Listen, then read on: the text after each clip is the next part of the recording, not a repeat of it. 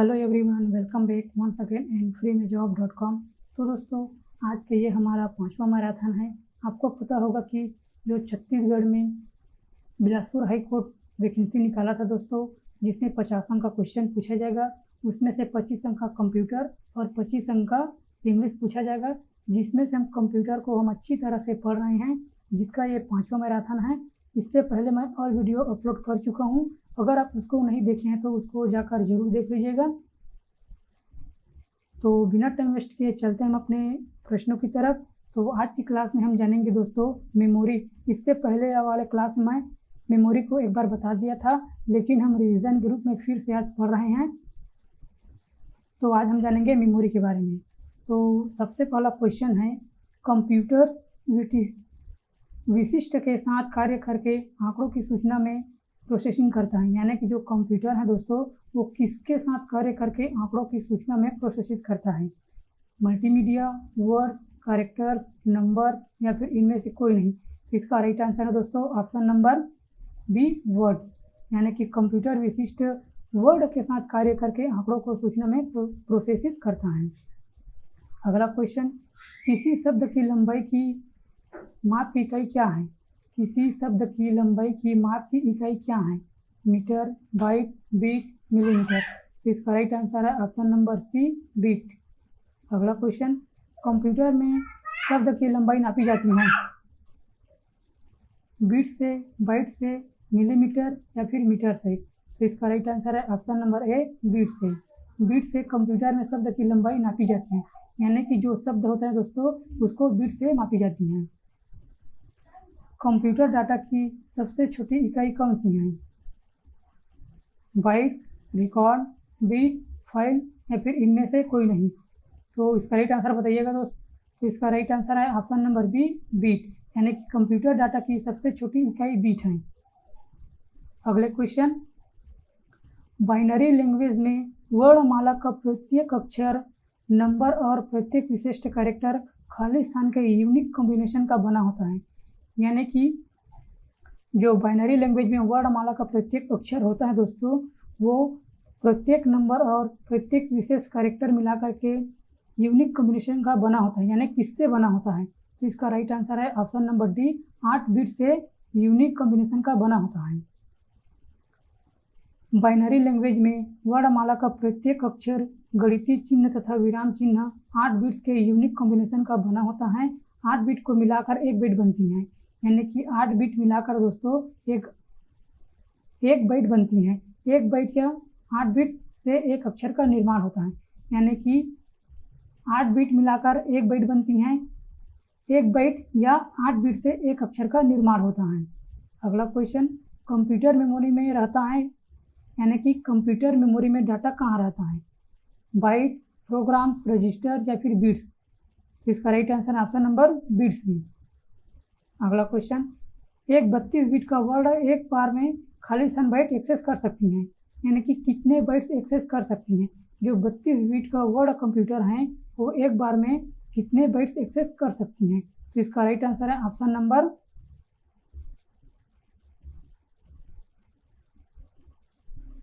Number A, 4 bytes का। एक 32 bit का वर्ड कंप्यूटर एक बार में 4 बाइट्स एक्सेस कर सकता है। वर्ड जितने बाइट से निर्मित होता है वह वर्ड लेंथ कहलाती है। वर्ड लेंथ का अर्थ वर्ड में बीट अथवा बाइट की संख्या से है। बाइट लेंथ जितनी अधिक होगी, कंप्यूटर की प्रोसेसिंग क्षमता भी उतनी अधिक होगी। वर्ड लेंथ 1 बाइट से लेकर 64 बाइट तक हो सकती हैं। वर्तमान में पर्सनल कंप्यूटर में प्रचलित प्रोसेसर का वर्ड आकार 4 बाइट अर्थात 32 बिट की होती हैं। अगला क्वेश्चन, 64 के शब्द की स्मृति के लिए प्रत्येक 8 बिट के शब्द का मेमोरी डाटा रजिस्टर है। 64 के शब्द की स्मृति के लिए प्रत्येक 8 बिट के शब्द का मेमोरी डाटा रजिस्टर है। 8 बिट्स, 16 बिट्स, 32 बिट्स या फिर 64 बिट्स। इसका राइट आंसर है ऑप्शन नंबर ए, 64 बिट्स। अगला क्वेश्चन, बिट खाली स्थान का संक्षिप्त नाम है। बाइनरी सिस्टम का, डिजिटल बाइट्स का, बाइनरी डिजिट का या फिर बाइनरी यूनिट का। तो इसका राइट आंसर है option number C, binary digit का। अगला क्वेश्चन, कंप्यूटर के लिए बिट का पोर्टमैटो क्या है? कंप्यूटर के लिए बिट का खाली स्थान का पोर्ट मेटू क्या है? इसका right answer option number B binary digit का। अगला क्वेश्चन, कंप्यूटर की स्मृति का मापन किया जाता है बिट्स के द्वारा, ओम्स के द्वारा, एम्पियर के द्वारा या फिर वोल्टेज के द्वारा? इसका राइट आंसर ऑप्शन नंबर ए बिट्स के द्वारा कंप्यूटर की स्मृति का मापन किया जा सकता है, यानी कि किया जाता है। अगला क्वेश्चन, एक बिट डाटा के संग्रह के लिए किस सर्किट का उपयोग किया जाता है? एक बिट डाटा के संग्रह के लिए किस सर्किट का उपयोग किया जाता है? रजिस्टर, फ्लिप फ्लॉप, वेक्टर्स या फिर एनकोडर? इसका राइट आंसर है option number B flip flop. अगला क्वेश्चन, स्मृति में आंकड़ों की स्थिति को विशेष रूप से व्यक्त करने का साधन है। स्मृति में आंकड़ों की स्थिति को विशेष रूप से व्यक्त करने का साधन है। इसका राइट आंसर है ऑप्शन नंबर बी पता यानी कि एड्रेस। अगला क्वेश्चन, ASCII का वह सिस्टम है जो खाली स्थान उपलब्ध कराता है। 256 विभिन्न कैरेक्टर या फिर 512 कैरेक्टर, 1024 कैरेक्टर या फिर 128 कैरेक्टर या फिर 1000 कैरेक्टर? तो इसका राइट आंसर है ऑप्शन नंबर डी 128 कैरेक्टर। इसका फुल फॉर्म याद रख लीजिएगा दोस्तों, बहुत ही इंपॉर्टेंट है। ASCII का American standard code for information interchange इसका संक्षिप्त स्वरूप है। यह सबसे अधिक इस्तेमाल होने वाला अल्फान्यूमेरिक कोड है जिसका उपयोग ABC जैसे कैरेक्टर्स, नंबर्स एवं चिन्हों को दर्शाने के लिए होता है।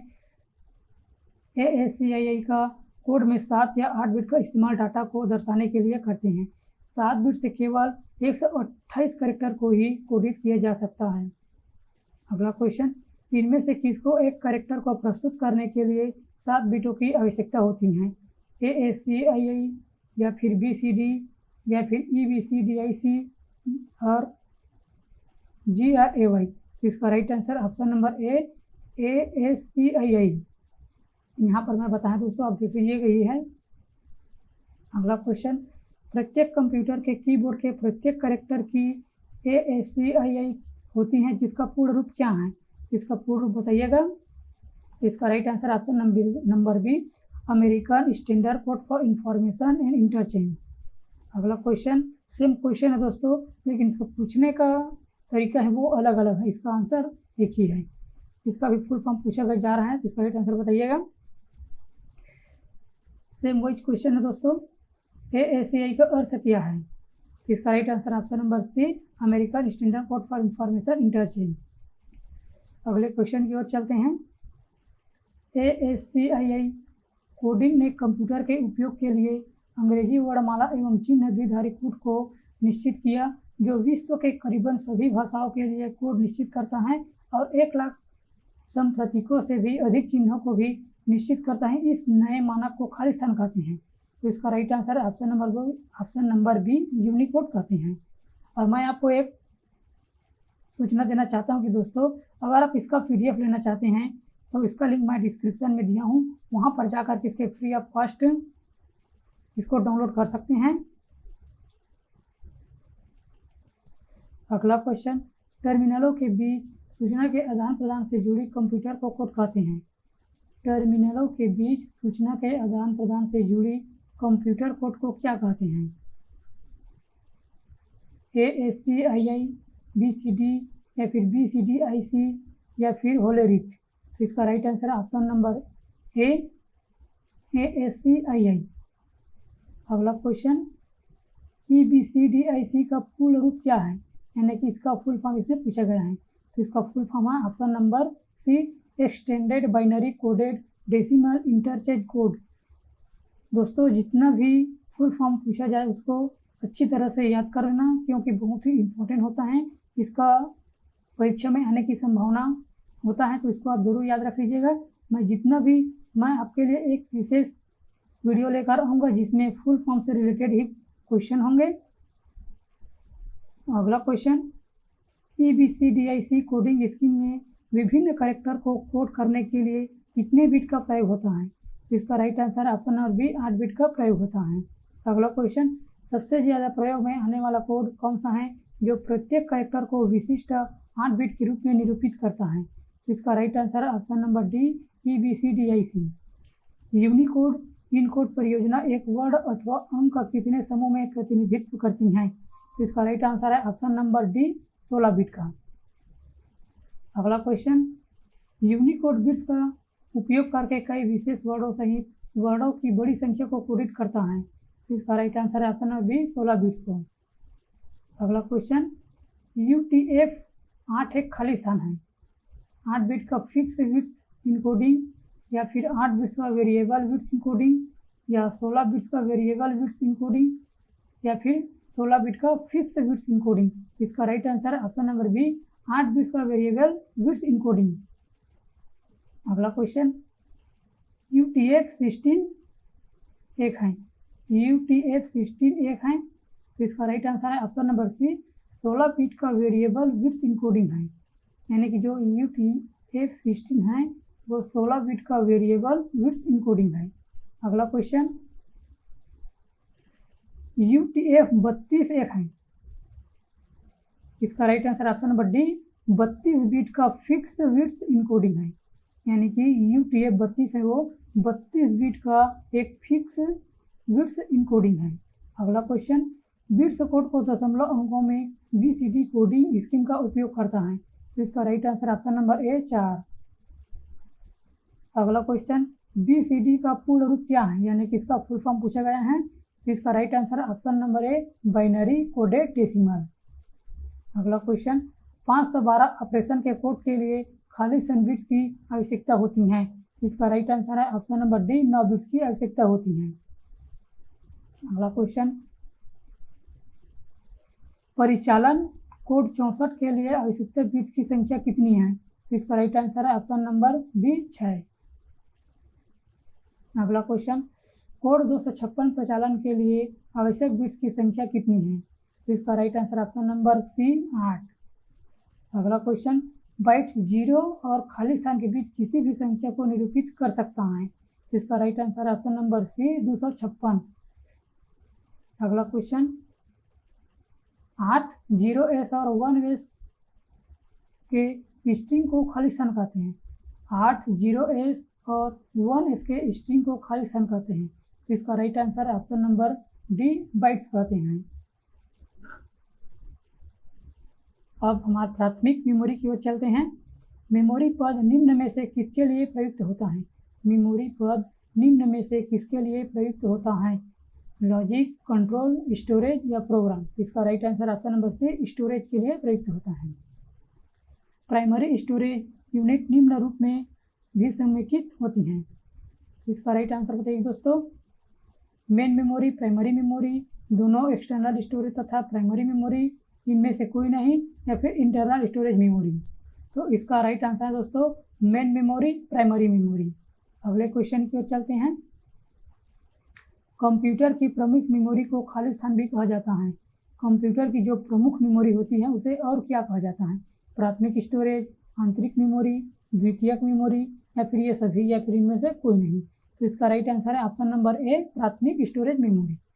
अगला क्वेश्चन, किस प्रकार की मेमोरी प्रोसेस के सबसे करीब से कनेक्ट है, यानी कि कनेक्टेड है? Main memory, secondary memory, disk memory, tape memory, या फिर इनमें से कोई नहीं। तो इसका राइट आंसर है option number A main memory. RAM और रोम दोनों हैं।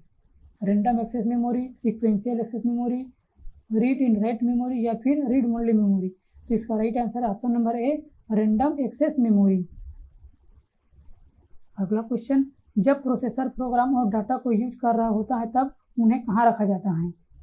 जब प्रोसेसर प्रोग्रामों और डाटा को यूज कर रहा होता है तब उन्हें कहाँ रखा जाता है? मेन मेमोरी में, सेकेंडरी मेमोरी में, डिस्क मेमोरी में, प्रोग्राम मेमोरी में, या फिर इनमें से कोई नहीं। तो इसका राइट आंसर दोस्तों option number A main memory में। अगला क्वेश्चन, निम्न में से कौन सा स्टोरेज माध्यम नहीं है? हार्ड डिस्क का, फ्लैश ड्राइव, DVD, CD या फिर कीबोर्ड। यानी कि इसमें से जो ऑप्शन है वो स्टोरेज डिवाइस का ऑप्शन नहीं है। तो इसका राइट आंसर ऑप्शन नंबर ई कीबोर्ड। कीबोर्ड एक इनपुट डिवाइस है। CPU वर्तमान में जिन प्रोग्रामों और डाटा को प्रोसेस कर रहा है उन्हें स्टोर करने के लिए किस कंप्यूटर मेमोरी का प्रयोग किया जाता है? Mass memory, internal memory, non volatile memory, या फिर PROM, या फिर इनमें से कोई नहीं। इसका right answer option number B internal memory. अगला क्वेश्चन, कंप्यूटर में स्मृति का प्रकार नहीं है, सेमीकंडक्टर, मैग्नेटिक, सर्वर या फिर ऑप्टिकल। तो इनमें से right answer option number C. अगला क्वेश्चन, एक डिवाइस को डाटा और इंस्ट्रक्शन लोकेट करने और उन्हें सीपीयू को उपलब्ध कराने में लगा समय कहलाता है, clock speed, processing time, CPU speed, access time या फिर इनमें से कोई नहीं। तो इसका राइट आंसर है option number D, access time कहलाता है। कंप्यूटर मेमोरी से कैरेक्टर को सीपीयू तक भेजने तथा सीपीयू से मेमोरी तक कैरेक्टर को लाने में जो समय लगता है उसे एक्सेस टाइम कहते हैं। एचडी रैम का एक एक्सेस टाइम 10 नैनोसेकंड से भी कम होता है। एचडी रैम का फुल फॉर्म आपको पता होगा दोस्तों, तो बताइएगा। तो इसका फुल फॉर्म है static dynamic random access memory. अगला क्वेश्चन, वह खाली स्थान उस समय के बीच जहां पढ़ने लिखने के आदेश को स्मृति में दिया जाता है और उस समय जब अगले निर्देश को स्मृति में जारी किया जाता है तो इसे क्या कहते हैं। इसका राइट आंसर है ऑप्शन नंबर ए, प्रवेश समय कहते हैं। अगला क्वेश्चन, निम्नलिखित में से कौन सी कंप्यूटर की अस्थायी स्मृति है, यानी कि मेमोरी है। तो इसका right answer option number C, RAM जो है वो अस्थायी स्मृति है। मेमोरी को दो डिवाइड में बांटा गया है दोस्तों, पहला प्राथमिक मेमोरी और दूसरा द्वितीयक मेमोरी। इसको प्राथमिक मेमोरी को मुख्य मेमोरी भी कहा जाता है और द्वितीयक मेमोरी को सहायक मेमोरी भी कहा जाता है। और जो प्राथमिक मेमोरी है उसको भी दो पार्ट में डिवाइड किया गया है, एक स्थायी मेमोरी और दूसरा अस्थायी मेमोरी। स्थायी मेमोरी में कौन कौन से आते हैं देख लीजिए, एक रोम आता है और पी रोम, ईपी रोम और डबल ईपी रोम। ये सब मेमोरी जो है वो स्थायी मेमोरी है और अस्थायी मेमोरी रैम है दोस्तों, क्योंकि इसमें लाइट चले जाने के बाद जितना भी डाटा लोड हुआ रहता है वो सभी नष्ट हो जाता है, इसलिए ये अस्थायी मेमोरी है। और द्वितीयक या सहायक मेमोरी में hard disk, magnetic tape, CD ROM, floppy disk, pen drive, flash drive या फिर डीवीडी, ये जो है द्वितीयक मेमोरी है, यानी कि सहायक मेमोरी है। अगला क्वेश्चन, निम्नलिखित में से कौन सी कंप्यूटर अस्थायी मेमोरी है, secondary memory, cache memory, RAM, ROM. तो इसका right answer option number C जो है, यानी कि रैम अस्थायी मेमोरी है। अगला क्वेश्चन, कंप्यूटर में रैम है नॉन वोलेटाइल मेमोरी या फिर वोलेटाइल तथा नॉन वोलेटाइल दोनों या फिर इनमें से कोई नहीं या फिर वोलेटाइल मेमोरी। तो इसका राइट आंसर है ऑप्शन नंबर डी, रैम जो है वो एक वोलेटाइल मेमोरी है।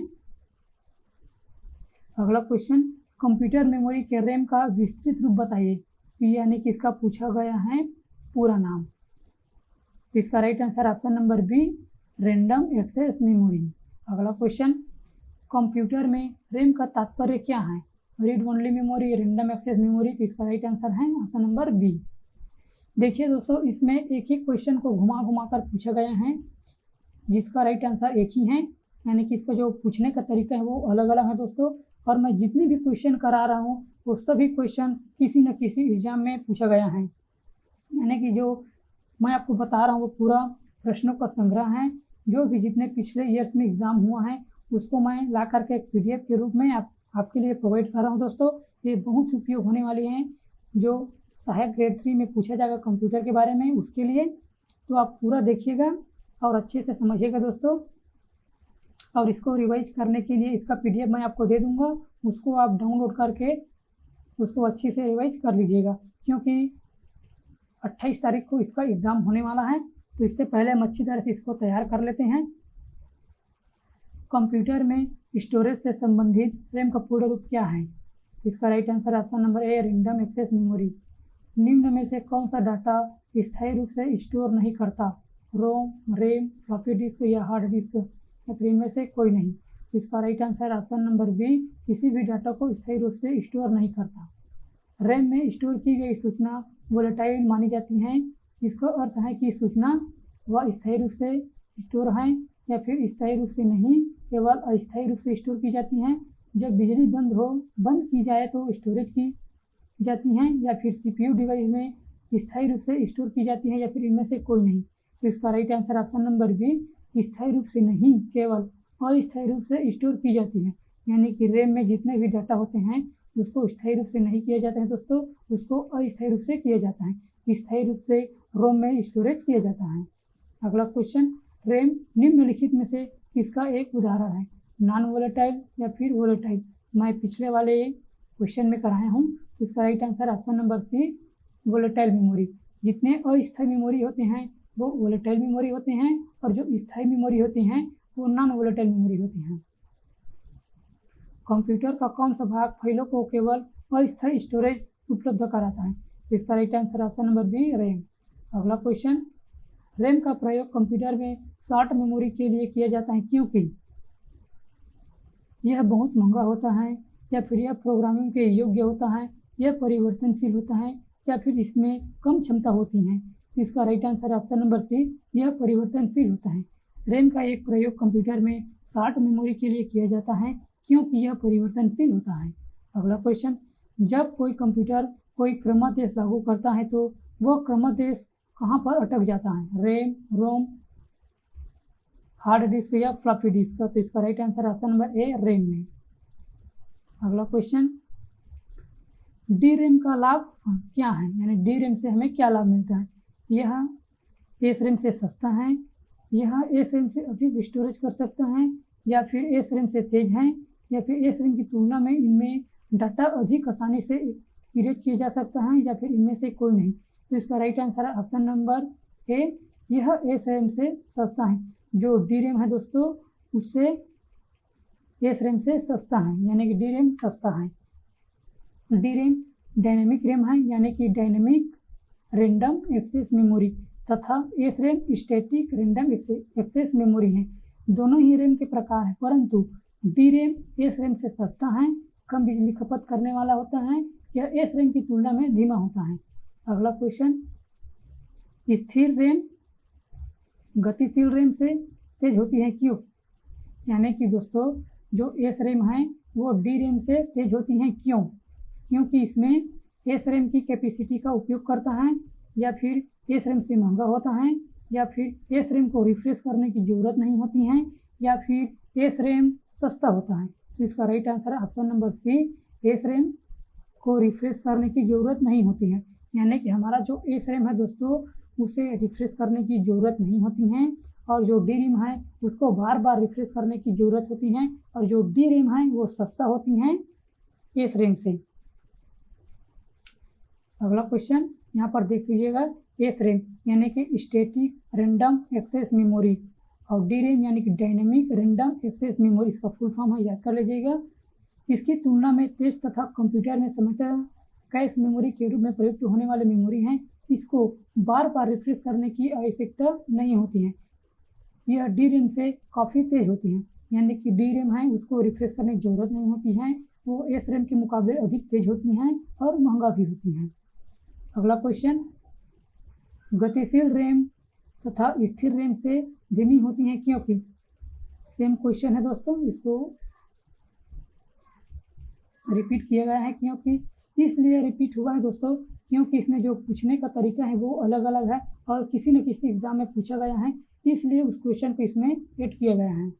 इसका right answer option number C, D RAM को रिफ्रेश करने की जरूरत नहीं होती है। अगला क्वेश्चन, निम्नलिखित में से किस मेमोरी को प्रति सेकंड कई मदों को नवीनीकृत करना चाहिए, यानी कि रिफ्रेश करना चाहिए?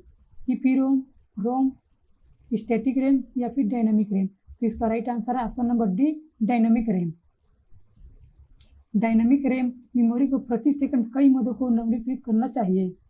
अगला क्वेश्चन, एक ऐसे प्रकार का कंप्यूटर डाटा स्टोरेज जो सिस्टम की सामान्य गति को बढ़ाने के लिए अक्सर इस्तेमाल किए जाने वाले प्रोग्राम को निर्देश को स्टोर करता है। तो इसका right answer option number C, random access memory. Random access memory computer data संग्रहण का एक रूप है जो सिस्टम की सामान्य गति को बढ़ाने के लिए अक्सर उपयोग किए गए प्रोग्रामों को या निर्देशों को संग्रहित करता है। अगला क्वेश्चन, जब आप पीसी यानी कि पर्सनल कंप्यूटर पर किसी डॉक्यूमेंट पर कार्य करते हैं तो डॉक्यूमेंट अस्थायी रूप से कहाँ स्टोर होता है? रैम में, या फिर रोम, फ्लैश मेमोरी, या फिर सीडी रोम, या फिर सीपीयू? तो इसका राइट आंसर है दोस्तों ऑप्शन नंबर ए, रैम में स्टोरेज होती है। अगला क्वेश्चन, रैम वोलेटाइल या अस्थायी मेमोरी है क्योंकि इसे रीड और राइट दोनों के लिए प्रयुक्त किया जाता है। इसमें किसी भी लोकेशन को सीधे पढ़ा जा सकता है। इसमें डाटा बनाए रखने के लिए लगातार पावर सप्लाई की ज़रूरत होती है, यानी कि हमारे ऑप्शन सी राइट आंसर हैं। इसमें डाटा बनाए रखने के लिए लगातार पावर सप्लाई की ज़रूरत होती है। रैम एक अस्थायी मेमोरी यानी कि वोलेटाइल मेमोरी है जो कंप्यूटर ऑन रहने पर डाटा रखती है तथा पावर सप्लाई ऑफ होते ही इसका डाटा नष्ट हो जाता है। रैम भंडारण क्षमता के आधार पर कई साइज में उपलब्ध कराए गए हैं, जैसे 512 MB, 1 GB, 2 GB आदि। या कार्य के आधार पर दो प्रकार की होती है, स्टैटिक रैम और एक डायनामिक रैम। यानी कि स्टैटिक रैम और डायनामिक रैम के बारे में आप समझते हैं दोस्तों, तो मैं बताता हूँ। जो स्टैटिक रोम है दोस्तों, यानी कि स्टैटिक रैम है, उसको हम SSD के रूप में जानते हैं, भी उसे ही स्टैटिक रैम कहा जाता है। और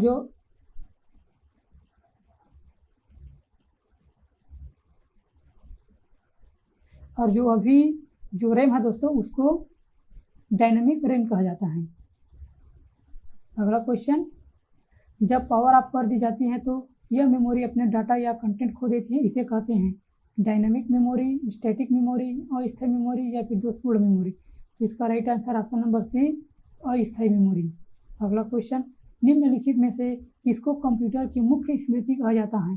रैम, रैम या फिर ईपीरोम या फिर रोम। तो इसका राइट आंसर ऑप्शन नंबर ए, रैम कहा जाता है। अगला क्वेश्चन, रैम का क्या तात्पर्य है, यानी कि कंप्यूटर में रैम का क्या तात्पर्य है? इसका right answer option number B, random access memory. अगला क्वेश्चन, रैम का पूर्ण रूप क्या है? तो इसका right answer option number A, random access memory. RAM के लिए एक परिवर्धित शब्द है, रैम के लिए क्या एक परिवर्धित शब्द है? इसका राइट आंसर है दोस्तों, रैंडम एक्सेस मेमोरी, यानी कि ऑप्शन नंबर ई जो है राइट आंसर होगा। यदि प्रयोक्ता को CPU में तत्काल उपलब्ध सूचना की जरूरत हो तो यह खाली स्थान स्टोर की जानी चाहिए।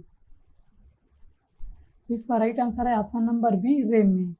अगला क्वेश्चन, वोलेटिलिटी इनमें से किस प्रकार की प्रॉपर्टी है? इसका राइट आंसर है ऑप्शन नंबर ई, रैम। अगला क्वेश्चन, कंप्यूटर की पावर बंद करने पर किस शॉर्ट टर्म मेमोरी का डाटा स्वतः खत्म हो जाता है?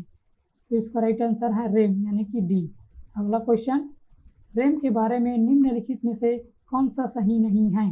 Random access memory, read write memory, volatile memory या फिर सीक्वेंशियल मेमोरी। रैम के बारे में इनमें से कौन सा ऑप्शन है दोस्तों जो सही नहीं है? तो इसका राइट आंसर है सीक्वेंशियल एक्सेस मेमोरी, यानी कि डी।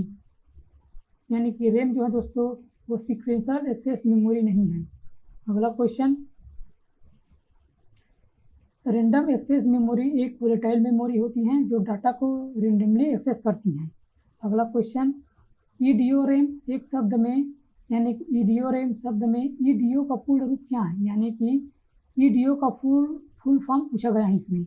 रैम के तो आप पता होगा, ईडीओ के बारे में इसमें पूछा गया है। तो इसका राइट आंसर है option number D, extended data output, यानी कि extended data output random access memory इसका फुल फॉर्म है।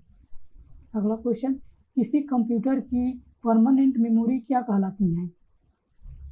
तो इसका right answer option number C, ROM कहलाती है। निम्न में से सबसे तेज कौन सा है? CD रोम, रैम, रजिस्टर या फिर कैश। इसका right answer option number C, register memory है। यानी कि दोस्तों आपको ऑप्शन में रजिस्टर और कैश मेमोरी दोनों दिए हैं, तो आपको रजिस्टर मेमोरी को यहाँ पर टिक करना है सबसे तेज में, या फिर रजिस्टर नहीं दिए गए हैं, कैश मेमोरी दिए गए हैं, तो आपको कैश को टिक करना है। जब दोनों दिया जाएगा तो आपको रजिस्टर और एक दिया जाएगा तो कैश मेमोरी को, यानी कि दोनों फास्ट हैं, यानी कि सबसे ज़्यादा फास्ट रजिस्टर हैं, उसके बाद कैश मेमोरी है। अगला क्वेश्चन, रजिस्टर उच्च गति स्मृति तत्व हैं जो स्थित होते हैं, यानी कि किस में स्थित होते हैं? स्मृति में, CPU में या फिर इनपुट आउटपुट यूनिट में या फिर रोम या ईपीरोम में। तो इसका right answer option number B, CPU में स्थित होते हैं। जो रजिस्टर मेमोरी दोस्तों वो CPU में इनबिल्ड होती हैं। अगला क्वेश्चन, रोम में स्टोर किए गए प्रोग्राम क्या कहलाते हैं? रोम में स्टोर किए गए प्रोग्राम क्या कहलाते हैं? इसका राइट आंसर है ऑप्शन नंबर सी, फर्मवेयर कहलाते हैं।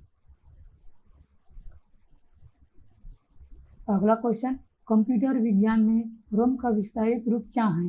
इसका पूरा नाम पूछा गया है। तो इसका राइट आंसर है रीड ओनली मेमोरी। तो ऑप्शन नंबर सी होगा। अगला क्वेश्चन, रोम है एक read only memory, random access memory, क्रमानुसार एक्सेस मेमोरी या फिर रीड ओनली मेमोरी, रीड और राइट मेमोरी या फिर वोलेटाइल मेमोरी। इसका राइट आंसर है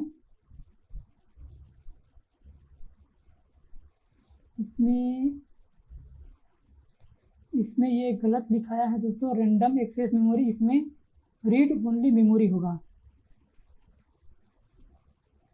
मेमोरी प्राथमिक मेमोरी और द्वितीयक मेमोरी, इससे पहले मैं आपको बता दिया हूँ, उसको आप देख लीजिएगा। रोम है एक वोलेटाइल स्मृति, नॉन वोलेटाइल मेमोरी या फिर द्वितीयक मेमोरी या फिर इनमें से कोई नहीं। तो इसका right answer option number B, non volatile memory. अगला क्वेश्चन, कंप्यूटर के संबंध में रोम का क्या तात्पर्य है? Write of memory, write only memory, read only memory या फिर रिपीट ओनली मेमोरी। तो इसका right answer option number C, read only memory. बिजली बंद कर दिए जाने के बाद भी स्टोरेज अपना डाटा रखती है, उसे क्या कहते हैं? तो उसे नॉन वोलेटाइल स्टोरेज कहते हैं, यानी कि स्थायी मेमोरी कहते हैं। अगला क्वेश्चन, जब इसमें बिजली बंद हो जाती है तो मेमोरी को कॉन्टेक्स्ट गुम नहीं होते हैं, यानी कि दोस्तों जब बिजली बंद हो जाती है तो कौन सी मेमोरी में जितना भी डॉक्यूमेंट है वो नष्ट नहीं होते हैं? रोम, ईपीरोम या फिर डबल ईपीरोम या फिर इनमें से सभी। तो इसका राइट आंसर है ऑप्शन नंबर डी, ये सभी, रोम में भी, ईपीरोम और डबल ईपीरोम। तो इसका फुल फॉर्म पूछेगा तो आपको जरूर याद रख लेना है, मैं आपको बता रहा हूँ। ईपीरोम यानी कि electronic programmable read only memory और double EPROM erasable electronic programmable read only memory. इसका फुल फॉर्म है दोस्तों, आगे मैं और बताऊंगा। निम्न में से कौन सा सत्य है? CD ROM drive expansion slide में लगाए जाते हैं, फ्लैश में प्रोग्राम स्थायी होते हैं या फिर रोम में प्रोग्राम स्थायी होते हैं या सीडी रोम में प्रयुक्त दोबारा लिखे जा सकते हैं। इसका right answer option number C, ROM में प्रोग्राम स्थायी होते हैं। अगला क्वेश्चन, कंप्यूटर में बनी परमानेंट मेमोरी को क्या कहते हैं? यानी कंप्यूटर में जो परमानेंट मेमोरी होती है उसको क्या कहते हैं? उसे रोम कहते हैं। ऑप्शन नंबर बी, कंप्यूटर में परमानेंट मेमोरी को क्या कहते हैं? रोम। अगला क्वेश्चन, कंप्यूटर के निर्माता उपयोगकर्ता द्वारा एक बार प्रोग्राम किए जाने के बाद निम्नलिखित में से किसे संशोधित नहीं किया जा सकता? यानी कि ऐसा कौन सा ऑप्शन है दोस्तों जिसे एक बार लिखे गए प्रोग्राम के बाद उसे संशोधित नहीं किया जा सकता, यानी कि उसको मिटाया नहीं जा सकता, उसमें एडिट नहीं किया जा सकता? इसका right answer option number D, ROM में।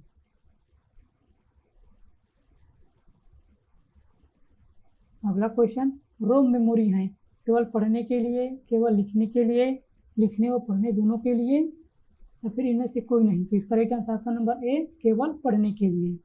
अगला क्वेश्चन, निम्नलिखित में से कौन सा नॉन वोलेटाइल स्मृति का उदाहरण है? तो इसका right answer option number C, ROM. Computer को जब चालू किया जाता है तो कंप्यूटर जो स्थायी निर्देश का प्रयोग करता है एवं जो दूसरे निर्देश का परिवर्तन नहीं किया जा सकता वह किससे निहित होता है? तो इसका right answer option number A, ROM. Read only memory की कौन सी विशेषता से उपयोगी बनाती हैं? तो इसका right answer option number B, ROM में डाटा नॉन वोलेटाइल होता है, अर्थात बिना इलेक्ट्रिकल पावर के भी यह रहता है। कंप्यूटर की स्थायी स्मृति को क्या कहते हैं? इसका राइट आंसर है ऑप्शन नंबर बी, रोम कहते हैं। रोम की इनबिल्ड मेमोरी है रोम, पीरोम या फिर ईपीरोम या फिर रैम। इसका right answer option number A, ROM. ROM computer में अंततः स्थित मेमोरी होती हैं जो कंप्यूटर मदरबोर्ड को बनाते समय लगा दिया जाता है। यह स्थायी मेमोरी होती हैं तथा इसमें स्थायी प्रोग्राम तथा फाइल होती हैं। निर्माण प्रक्रिया में इनमें से किस मेमोरी चिप को प्रोग्राम किया जाता है? तो इसका राइट आंसर है दोस्तों ऑप्शन नंबर बी, रोम। अगले क्वेश्चन की ओर चलते हैं। वह डाटा जो मेमोरी में निर्माण के समय ही रिकॉर्ड किया जाता है और उसे प्रयुक्त परिवर्तन या मिटा नहीं सकता उसे कहलाता है, यानी कि उसे क्या कहता है? तो इसका राइट आंसर ऑप्शन नंबर ई, केवल रीड।